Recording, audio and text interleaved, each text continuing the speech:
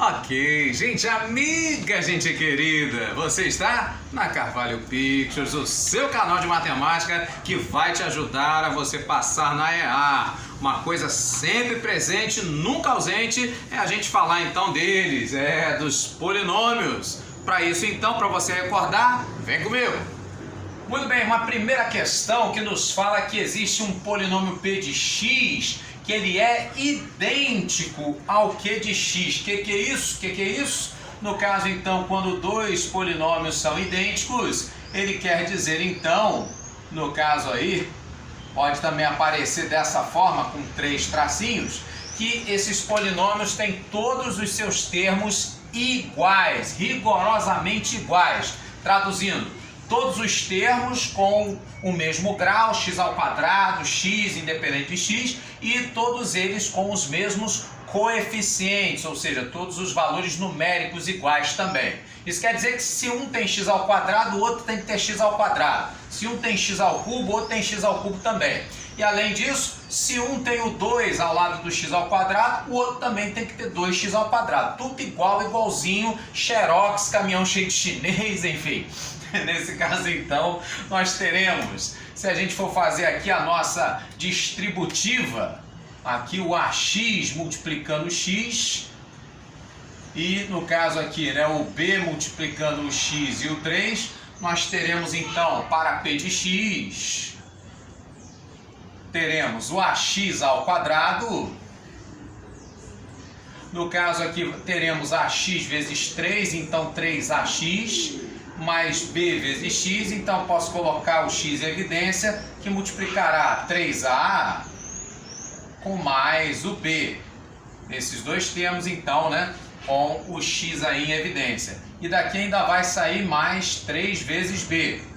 Ok? Muito bem. Eu desenvolvo x menos 3 ao quadrado, produto notável. Daqui então vai sair quadrado do primeiro termo, menos 2 vezes o primeiro vezes o segundo, então menos 2 vezes x vezes 3, menos 6x. E mais o quadrado do segundo termo, no caso aí o 3 ao quadrado, 9. E isso então com menos c, né, a gente pode então agrupar aqueles termos que são do mesmo grau. Então aqui, por exemplo, eu tenho ax ao quadrado com mais um x, é a mesma coisa dizer então que nós teremos, no caso aqui, o ax ao quadrado com mais um x, eu tenho então a mais 1 multiplicados aí por x ao quadrado em evidência, ok? Da mesma forma que também eu tenho, né, esse termo em x, o 3a mais b, e aqui eu tenho também um outro termo em x menos 6, colocando então x em evidência, o que nós teremos? 3a mais b menos 6, que multiplica x, ok? E no caso aqui também, termos independentes de x são 3b, 9 e menos c. No caso, então, todos eles aí, né, reunidos, 3b menos c com mais 9, isso então vai me dar um termo independente de x. E esse aqui é o p de x. Como a gente sabe que ele é igual, idêntico, igualzinho ao q de x, então o que eu vou fazer? Vou igualar com 3x ao quadrado mais x mais 4. Ok, gente amiga? Então, nesse caso aí nós teremos, já que todos os termos têm que ser iguais, então o que acontece? Esse aqui que está ao lado do x ao quadrado, a mais 1, ele tem que valer, né, a mesma coisa que o outro. Traduzindo, o a mais 1, então, tem que valer 3. Ora, para isso acontecer, sem deixar para depois, o a então tem que valer 10. Muito bem. E aí no caso daqui vai sair, né, que 3a mais b menos o 6, sim, esse termo aqui, né, que está ao lado do x, no caso então, ele vai ter que ser igual, igualzinho esse coeficiente ao lado do x, igual ao coeficiente do outro termo em x, ou seja, nesse caso então, valendo 1. Ora, se a gente já sabe que o a vale 2, aqui vai ficar 3 vezes 2, 6. E aí 6 com menos 6, a gente corta. E aí nesse caso, sem problema nenhum, a gente acha o b valendo 1. Muito bem. Beleza. Então, nesse caso agora, né, para finalizar, teremos aí o termo independente de x, que é isso tudo aqui, né? Para o polinômio p de x, 3b menos c mais 9. E no caso, então, para esse outro igual a 4, como os termos têm que ser iguais, a gente iguala. Então, nós teremos 3b com menos c e mais o 9, isso então igualzinho a quem? Ao 4, ok? Ora, 3b, b valendo 1, então 3b vai ter que valer 3. E aí no caso então o 3 com mais 9, isso vai me dar 12. Ora, 12 menos quem? Para ficar igual a 4?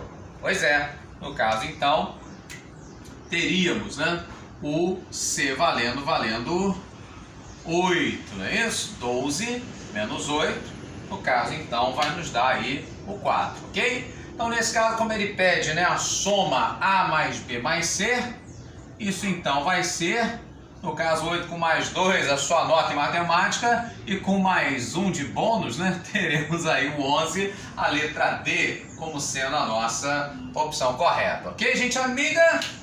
Muito bem, então sem deixar para depois, questão 2. Aqui ele nos fala então que um polinômio p de x ele é divisível.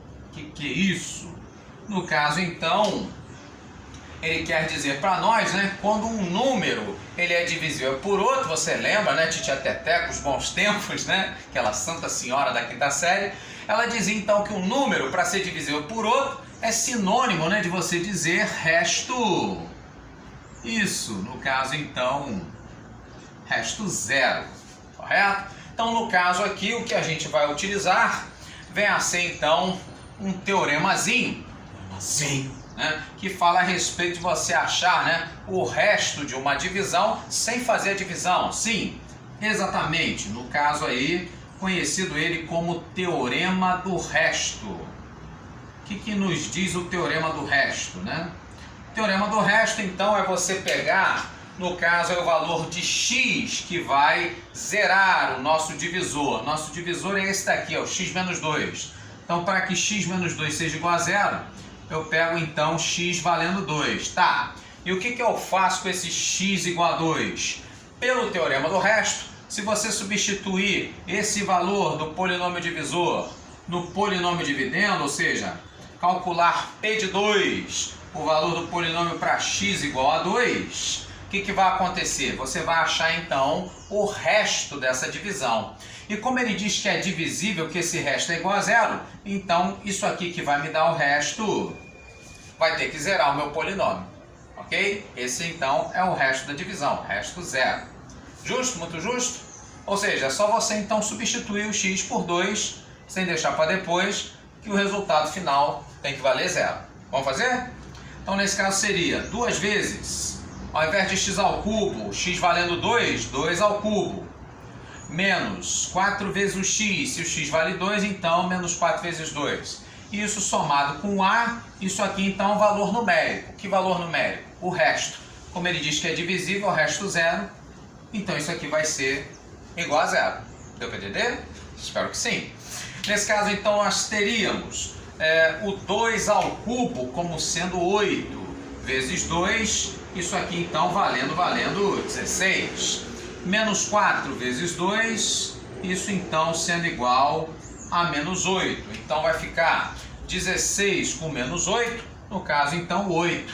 Ora, se 8 mais o valor de A, isso então é igual a zero, se somente se o A for igual a quem? Exatamente, menos 8. Então isso vai ser a letra A, a nossa opção correta. Vamos mais? Vamos embora. Então nesse caso agora a terceira questão. Agora a gente entra no campo das equações polinomiais. Ele diz então que A, B e C são as 3 raízes dessa equação do terceiro grau. Perfeito? Se é uma equação do terceiro grau, tem que ter 3 raízes, de acordo com o teorema fundamental da álgebra. Bom, mas aí o que ele quer? No caso, ele quer que você ache o valor dessa expressão aqui. Ou seja, eu vou ter que achar as 3 raízes para depois substituir e calcular isso tudo? Não, gente amiga. É muito mais simples, extremamente simples do que isso. Veja bem, o que essas 3 expressões elas têm em comum?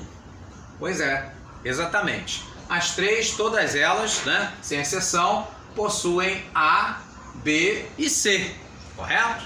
Pois é, nesse caso então, se eu multiplicar ABC por A, eu vou achar essa primeira expressão. E se eu multiplicar ABC por B, eu vou achar essa segunda. E se eu multiplicar o ABC por C, eu vou achar então essa terceira. Ou seja, no lugar disso, posso substituir por isso, correto? Faz sentido? Colocar ABC em evidência, que isso então vai me dar o valor aqui dessa expressão, tranquilo? Suave na nave? Muito bem. Tá, mas o que é isso, né? Isso é a soma das raízes, isso é o produto das raízes. Sim, você já ouviu falar disso. E aí, no caso, se você não se lembrar, é só você então achar, no caso, as relações de Girard. Relações de Girard. Girard não era aquele japonês lá que lutava lá do... Não, aquele é o Jiraiya. Cuidado. No caso, então, o que acontece? As relações de Girard, então, por exemplo, a chamada soma das raízes. A soma das raízes, no caso aqui A, B e C, né, sempre será menos B sobre A. Sim, esse termo aqui, né, com o sinal trocado, dividido pelo termo coeficiente, no caso do termo de mais alto grau. Então aqui, por exemplo, nós teríamos a soma das raízes valendo isso. Só nota em matemática, como não?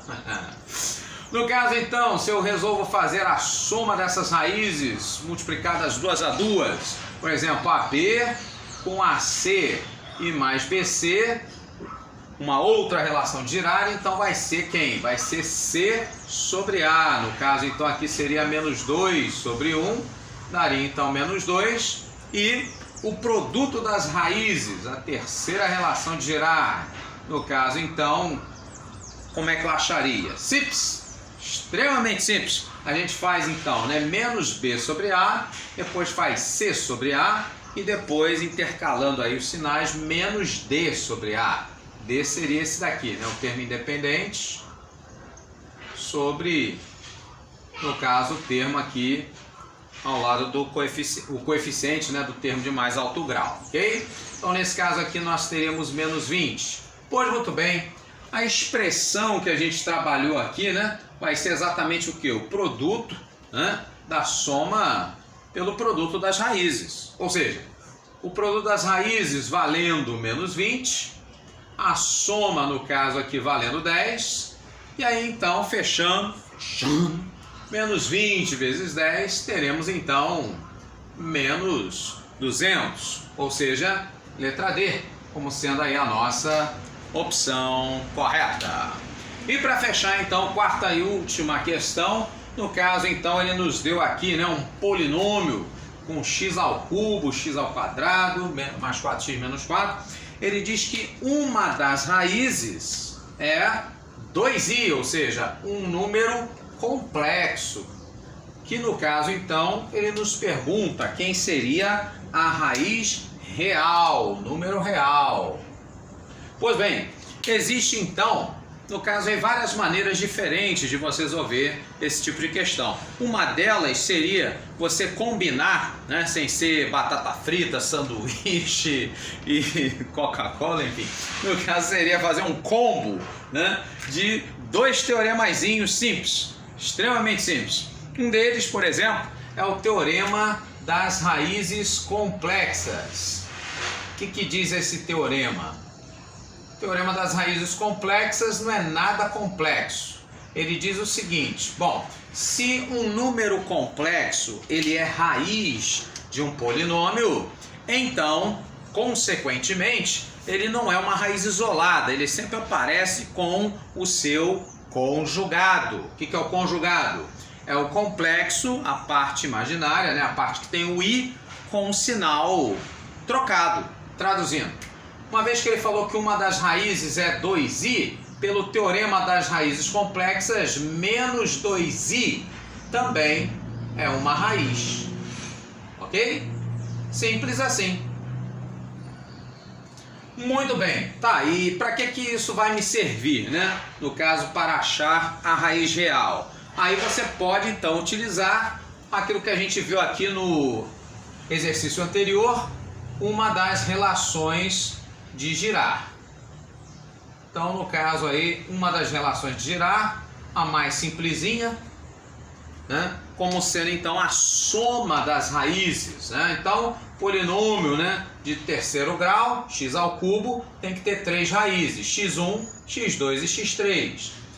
Uma das relações de Girard é que a soma das raízes sempre será menos b sobre a. Então, no caso aqui, menos 1 sobre 1, sem problema nenhum. Nesse caso, então, a gente pode encontrar a soma das raízes, então, valendo 1. Ok, gente amiga? Pois bem, uma das raízes, né, o problema já nos disse, vamos dizer aqui que seja x1, né? x1, então, valendo 2i. A outra raiz que a gente achou pelo teorema das raízes complexas como sendo menos 2i. Tá, mas e daí?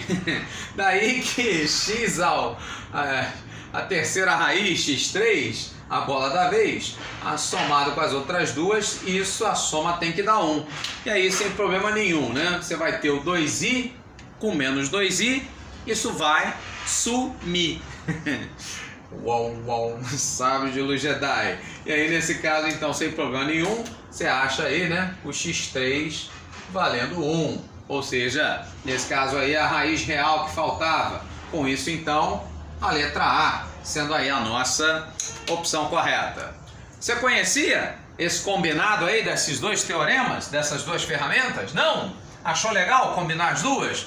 Então coloca aí nos comentários, né? Curta, comenta, compartilha. Ajuda então o canal a crescer, né? E a gente poder levar mais conteúdo para você e para outras pessoas também, tá ok? Obrigado pela audiência, até o próximo vídeo.